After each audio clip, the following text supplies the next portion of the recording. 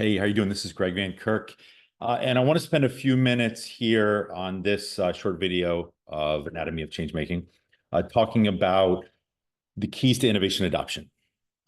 This is huge. This is something that I go to. It's now sort of a heuristic. It's in my head all of the time. And this comes from diffusion of innovation way back in the 1960s. So I'm not making this up, just finding it incredibly helpful.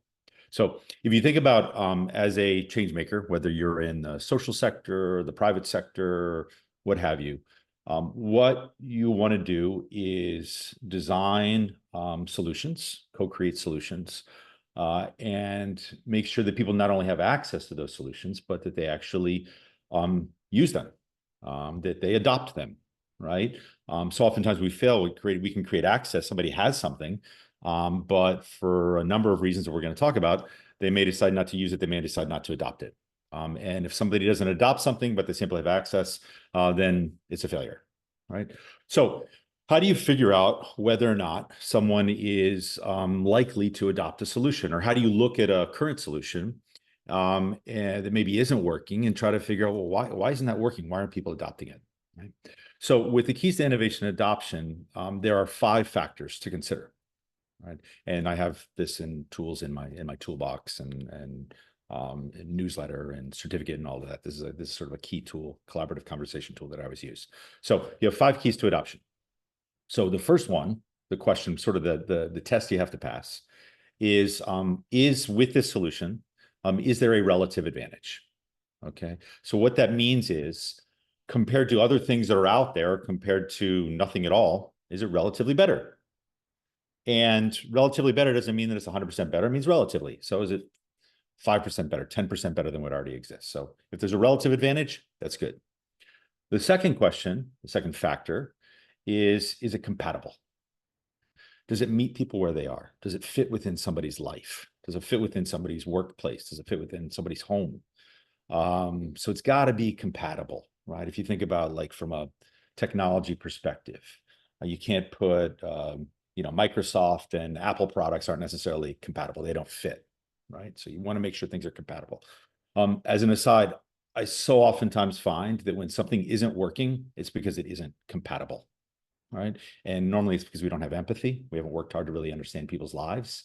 Therefore, we can't build to make something fit within their lives, okay? So the third test that has to pass is it can't be too complex. So it's got to be simple, right? If you think about people only adopt and use simple, typically, and only simple scales. It's really, really hard to scale complexity, right? The fourth test is it trialable? Can you test something out before you're making a commitment, right? Can you try it, right? Like try to buy or, use it for 60 days and then return it, right? So all kinds of different ways that I can maybe try something, yeah? A freemium type product. And then the last one, the fifth one, is it observable? Meaning, is the impact, is the benefit to the person observable? Can they see the benefit? Right? If you can't see the benefit, or it's like, oh, this is only going to wait for 5 years and then you're really going to see it make a difference, somebody's not going to use it. Right? So you need to get easy wins. You need to have some short-term impacts, medium-term impacts, long-term impacts, but people need to be able to observe the positive change in their lives or in their work or however they're using this. Okay. So those are the 5 tests, right? So there has to be relative advantage, has to be compatible, can't be complex, has to be simple. There has to be, forgive the noise outside, that's New York City. You want to create something that's ideally trialable, and you want the impact, the positive benefits to be observable in some way. Okay. You're not always going to do great on all of those, right? You may overcompensate in one area to make up for another area. Okay. But it's got to pass those tests. So keep that in mind whenever you see something not working or you're designing something. And let me just, before I head out, let me just use a concrete example, a couple of concrete examples to help you out. So first, iPhone, right? Think about this in terms of adoption, right? Compatible, relative advantage, right? Does it relatively make my life easier? Does it make, heck yeah. Right? I've got a computer, I've got a phone, I've got a camera, I've got all these things in there. Relative advantage versus a previous edition or a feature phone in the past, right? Compatible, does it fit with my life? Yeah, I just put it in my pocket, I carry it around, it's compatible, right? Simple, right? Incredibly complex technology, right? Doesn't even come with instructions. Incredible, incredibly simple. Trialable, I can test it out, maybe I can return it. Also, one of the things too is if you can see other people using it and talk to them, that's how the triability factor to it, right? And then observable, can I see how it benefits me? Super simple, right? So that's why you sell a bajillion of these things, right? If I look at my work in Guatemala, right, two things to compare and see why one thing is relatively easier than another, right? These are reading glasses, right? So think about women entrepreneurs going out and marketing and trying to sell reading glasses. Okay, same thing. So is a relative advantage. You don't have glasses, right? You can't see up close. You're maybe 45 years old. You can't see to weave anymore. You can't see to read anymore, right? Is there a relative advantage of having the glasses? Definitely. Compatible? Yeah, super simple. I just put it on here, right? Not a big effect on my life, right? Simple, incredibly simple. Again, just put them on. Simple to use. Don't need to do anything else. I put them on. I take them off. Simple. Trialable. Yeah, well, I can put them on. Is this the right one? You even do that at CVS or at Walgreens or something. Yeah, is this oh no, man, I'm going to switch magnifications. Yeah, I can try it out and see if it works. And then observable. Heck yeah. I can't see. I put them on. Now I can see. Yeah, that's why selling reading glasses is amazing, right? And it's one of the simpler things, obviously, once you get it to someone to do, to get somebody to actually say, yes, I'd like to do this and I'd like to adopt this and start using it, right? Conversely, let's look at water purification, right? So we have women entrepreneurs going out and promoting water filters. Okay, so is there a relative advantage of me drinking clean water, right? Yeah, I think so. I think it's better. Yeah, I'm not getting sick, all right? So, okay. Can I create something that's compatible?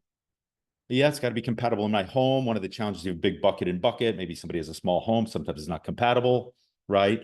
But so you can make it something compatible, right? Simple, very simple water filters. You can make very simple water filters. Trialable, you can have somebody test it out. Observable, that's where you hit your challenge, right? When I have a pair of glasses I can't see, I put on a pair of reading glasses, I can see again, right? So people say, oh, gracias a Dios, right? Thank God I can see again, right?